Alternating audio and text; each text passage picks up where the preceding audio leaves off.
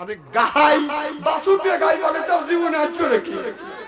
সব বাছুর গুলি ভালো দিয়া তুই তো বাছুর দিয়ে ভালো গেলি, অবস্থাটা কি? বউ ছেড়ে চলে গেছে, দেখা গেল ওদের পরিবার খালি পদত্যাগ করতেছে। এ গজব কার? যতক্ষণ কার বেশি পারা ভালো না। আল্লাহ কয় আমি ছাড় দেই, ছেড়ে দেই না। আর তোর মা এই মামা করতে আসছে, তোর মা শাস্তানে বসে আরো আসতেছে মা মরবের লেগে। সেদিন পেপারে দেখলাম তোর মা যদি ফাঁসিও হয় তাও তো 3000 বার ফাঁসি হবে। মা আবার আসছে, মার চিন্তা করতেছিস বাংলাদেশে ওই রাজনীতি আর আছে? আল্লাহ কোরআনের মধ্যে কি বলছে? আল্লাহ লিল মুত্তাকিনা ইমামা, একটা নেককার পরহেজগার ইমাম বানাও। কথা কার? আল্লাহ বলে আল্লাহ আয় আল্লাহ লিল মুত্তাকিনা ইমামা, একটা নেককার পরহেজগার ইমাম বানাও। সেই ইমামটা হলো ওয়ার্ডের ইমাম, সেটা হলো মেম্বার। আর সেটা হলো ইউনিয়নের ইমাম, সেইটা হলো বাজার চেয়ারম্যান। সেটা হলো রাষ্ট্র আপনার থানার ইমাম, সেইটা হলো এমপি। সেটা হলো দেশের ইমাম, সেইটা হলো প্রধানমন্ত্রী। আল্লাহ লিল মুত্তাকিনা ইমামায় কথা কার? না না, আমরা হুজুরও বানাচ্ছি। তাহলে আল্লাহ বললো যে তোমরা ইমাম বানাও, সেটা হলো ওয়ার্ডের ইমাম, সেটা হলো মেম্বার, ইউনিয়নের ইমাম সেটা হলো চেয়ারম্যান, থানার ইমাম সেইটা হলো আপনার এমপি, রাষ্ট্রীয় ইমাম সেইটা হলো প্রধানমন্ত্রী। 16টা বছর তোমরা আমাদের সঠিক জায়গা ভোট দিতে দাও নাই, তোমরা দিনের ভোট রাইতে করছো।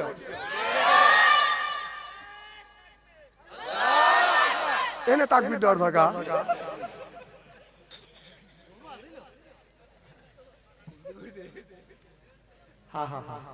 আমাদের এলাকার এক বুড়া ভোট দিবে গেছে। কোন যাও? কার জীবনের শেষ ভোট দিয়েছি, লাঠি হাতে করে গেছে।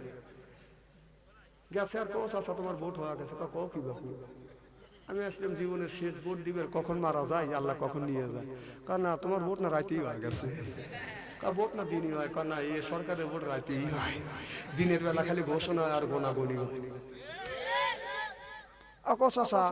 খানা খাবার আর একটা খবর নিয়ে যাও। কি চাষি আমাকে বললো সে যদি না আসে তারটাও হয়ে গেছে। চাষা কও কি বাপু 6 মাস আগে তোমার চাষি মারা গেছে, এসে ভোট দিয়ে গেল, আমার সাথে দেখা করলো না। এই পাশে আচ্ছা শিকুর এখন লোকজন জড়ো হয়ে গেছে। চাচা কি হয়েছে? কেন তোমরা বিষয় দিবে পারবে না? পুলিশ বাসি বু করতে করতে আসছে। চাচা কি হয়েছে? কেন তোমরা বিষয় দিবে না? আমরা আইনের লোক, আমরা যদি বিচার না দিই বিচার দিবে কি? ঠিক আছে বাবা বিচার দেয়। কি হয়েছে? 6 মাস আগে তোমার চাষি মারা গেছে, এসে ভোট দিয়ে গেল, আমার সাথে দেখা করলো না। পুলিশের লাখে কাবুলে চলে গেল। সেই ভোট নিয়ে এসে সালারা সিগারেট খাওয়ার টাকা বিপুল ভোটে, বিপুল ভোটে কথা কয় না। বলদ দেখছি এইরকম বলদ দেয় দিনের ভোট রাইতে পারে নিয়ে বিপুল ভোটে। আবার তালাদা শাস্ত্র আসবে। একটা কথা মনে পড়ছে, বলবো কি? এক পীর সাহেবের মুরিদ আছে তো, পীর সাহেব বলতেছে বাবা, পীর সাহেব বলে বাবা আমার এই গাবিতে আছে, এই গাবিতে গোসল করা বাদে রাখছে, এই গাবিতে তুমি আপনার কিসের হাত? এখানে গরুর হাত গোয়ালে চান্দাই কোনা হাতে নিয়ে যাও গরু বেচতে, 10 লিটার হয়। এবার বাইতে থুয়ে দিছে গাই, গাইতে বাদান শুইতে গেছে, কে যেন আইডিয়া নিয়ে বাইতে থুইছে। ওই মুড়িদান বাদান আপনার গাই মনে করে বলদ নিয়ে গেছে হাতে, যা বলতেছে গাই হাতে বাঁধিয়ে বলতেছে আমার এই গাভীর দুধ হয় 10 কেজি। আমার হুজুর কইছে। কে কইছে? নিয়ে গেছে কি? আর আইডিয়া গরু দুধিয়া তোর ওর বেশি গাই ছুটে চলে গেছে, একজন নিয়ে গেছে, আইনে আইনে বেঁধে রাখছে, এই যে হাতে নিয়ে গেছে। উনি অত মার করেন না, সরল সোজা মুরিদ মানুষ, কত বুঝতেছেন না। পীর সাহেব যা কয় তাই বলে। যা গাবি আছে, যে গাই বেচতেছে বেচা কেনা ওই জায়গা বানছে, কয়ে কি আনছে? গাই আনছি, 10 লিটার দুধ আমার হুজুর কইছে। আর পিছনে যা দেখে দুধ তো নেই, চলে যায় খুশি দিয়ে চলে যায়। কেন পাগল দেখছে এরকম? পাগল তো দেখি নেই। তা আমার আরেকজনকে ভাই গাড়িটা নিয়ে যান, 10 লিটার করে দুধে আমার পীর সাহেব খুশি কইছি। যা দেখে যে দেখতে দেখতে আরেকজন যা দেখে আগে দুধে বেশি কে রে বাপুরে, গাড়ির দুধে 4টে বাম থাকবে, এনে দুধে বেশি। তখন ফিরিয়ে বাঁচে সে পীর সাহেব বলতেছে, পীর সাহেব হুজুর বলছেন কি আপনি? আপনি বলছেন গাড়ি 10 লিটার দুধ হয়। হ্যাঁ আমি আটে নিয়ে গেছি, যা দেখি যে গাইতো না, এর আইডে গরু দুইটা বেশি। তখন পীর সাহেব টাকা পেতে ভর্তি ঢুকে গাই বেঁধে দিচ্ছি। তখন বলতেছে গাই হইতেও পারে আগে থুয়ে দিছে গাই বেঁধে একজন তুই ভুল করে আইডিয়া নিয়ে গেছিস তাই কিন্তু দেখিস থেকে যে যে মুরিদ আমার আইডিয়ার গাইছে না ও আমার মুরিদের জাতি তোর মা বলা গেল ভালো মন্দ তুমি বোঝো না তুই তো মানুষের জাতি না এতবার খারাপ কাজ করলো তাও তো মার লেগে ঠিকাবি মারা মরবে লেগে আসতেছে শোনো ডাক্তার ইন্নুস যতদিন আছে একদিন খালি দোয়া ইন্নুস করতে থাকো কি পড়া লাগবে কথা কয় না দোয়া ইন্নুস পড়ো যদি নির্বাচিত সরকার তো অবশ্যই আসবে যদি ইটের তেল দিয়ে থাকো পাথরের তেল খাওয়া লাগবে পাথরের তেল আল্লাহ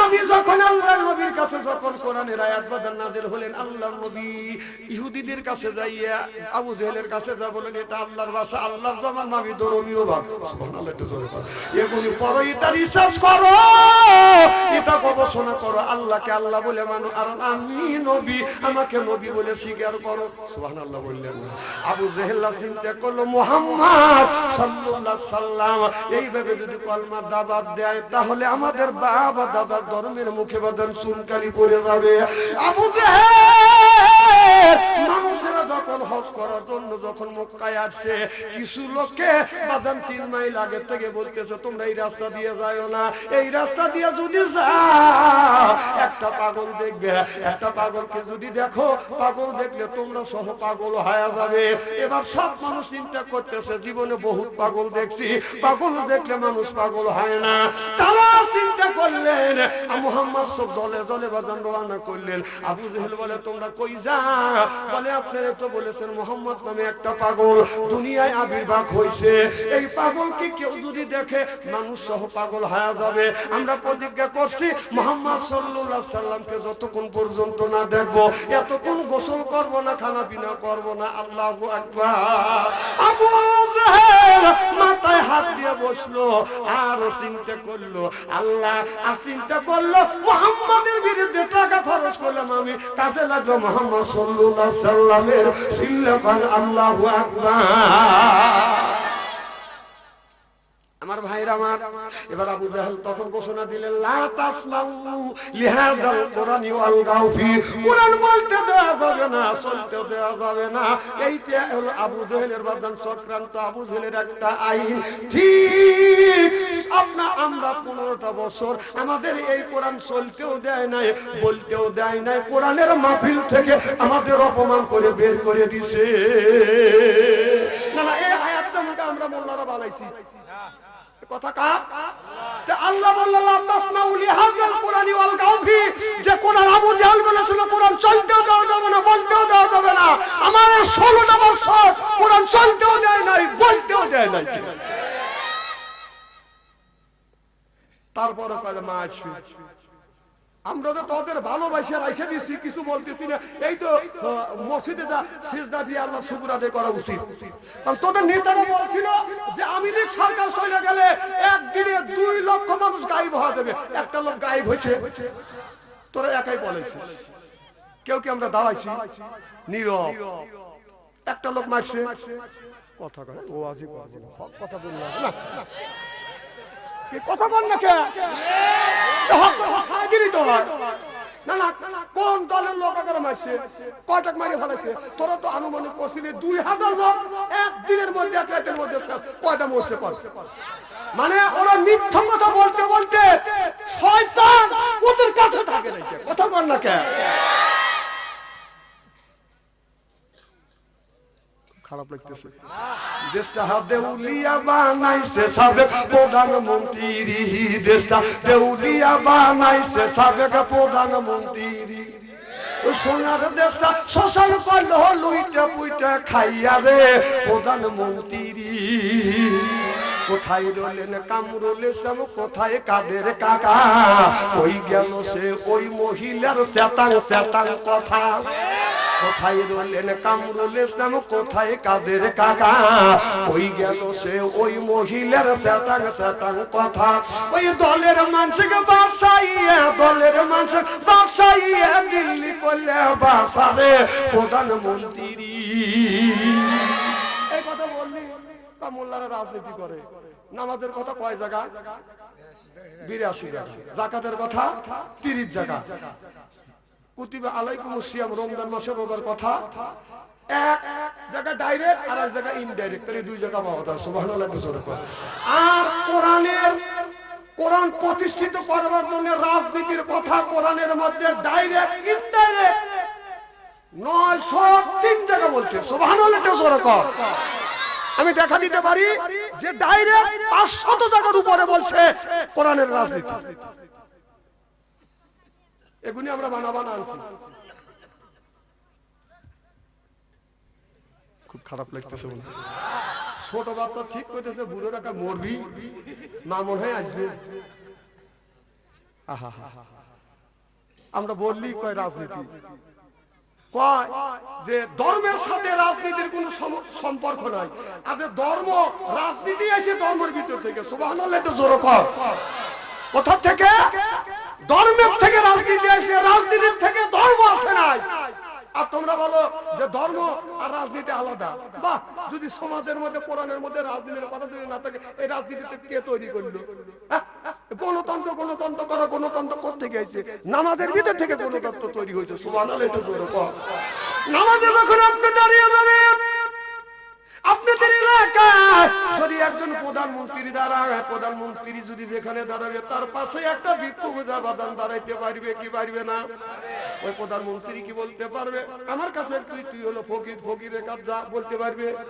বাদান আপনার ধনীর কাছে গরিব, গরিবের কাছে ধনী, মিনিস্টারের কাছে বাদান ফকির নিয়ে দাঁড়াইবে। এইটা হলো বাদান গণতন্ত্র। ওখান থেকে তারা ইহুদিরা চিন্তা করলেন নামাজের মধ্যে মুসলমানেরা যে জিনিসটা গণতন্ত্র সৃষ্টি করেছে, নামাজের মধ্যে যদি গণতন্ত্র থাকে, এই গণতন্ত্র কেন আমরা দেশের মধ্যে চালু করতে পারবো না?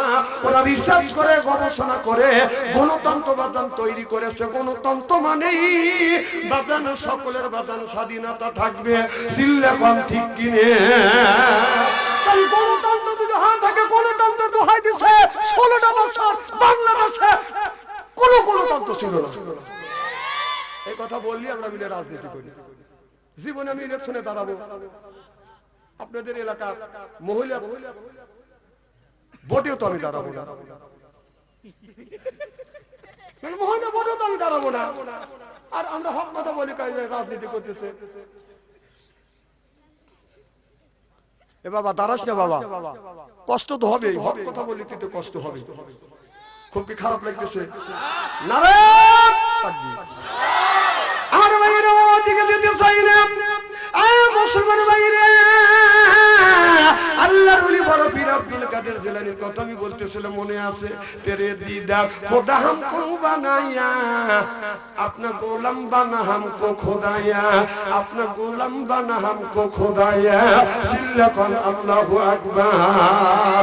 আল্লাহর ওলি বড় পীর আব্দুল কাদের জিলানী রহমাতুল্লাহ আল্লাহর ঘরের মধ্যে বাদান আপনার একটা আল্লাহর ওলি ঘরের মধ্যে বাদান জিকির করতেছে, নামাজ পড়তেছে। নামাজ পড়িয়ে আল্লাহর ওলি অমনি যায় নামাজের উপরে ডান কাতে বাদান একটু শুয়ে পড়েছে।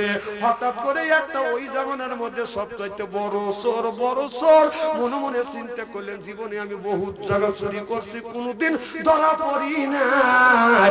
আজ আল্লাহর ওলি আব্দুল কাদের জিলানীর ঘরে যা চুরি করবো, আমি পরীক্ষা করে দেখবো কেমন ধরনের ওলি। কথা বুঝতেছেন না?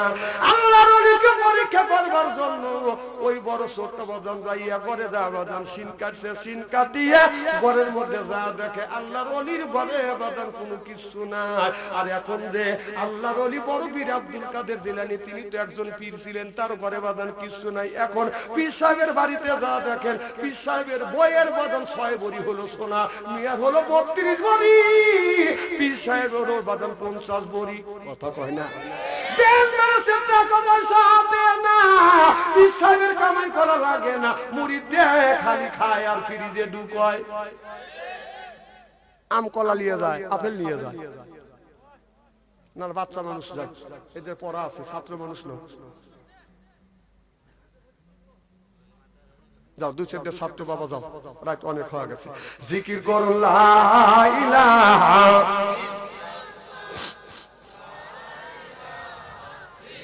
দাঁড়ান আর কি আধা ঘন্টা সময় দেওয়া যাবে। আখিরে মোনাজাত করে যাওয়ার মন মানুষতা আছে? কার কার আছে একটা টান করে দেখান তো। আলহামদুলিল্লাহ, হাত নামা। আচ্ছা আচ্ছা আচ্ছা, আরো একজন মারহাবা কর। তাহলে কি জানে বলতেছিলেন? আল্লাহর ওলি আব্দুল কাদের জিলানী রাহমাতুল্লাহ আলাইহির ঘরে বাজান সিন কাটছে, সিন কেটে বাজান চলে গেছে ঘরের মধ্যে, যায় দেখে আল্লাহর ওলির ঘরে বাজান কিছু নাই। চিন্তা করে জীবনে বহুত জায়গা চুরি করছি, এই রকম তো সর্বনাশা জায়গা আমি তো কোনোদিন চুরি করি নাই, এর ঘরে তো বাজান কিছু নাই। চোররা চিন্তা করলেন আল্লাহর ঘরে ওলির ঘরে কি আছে।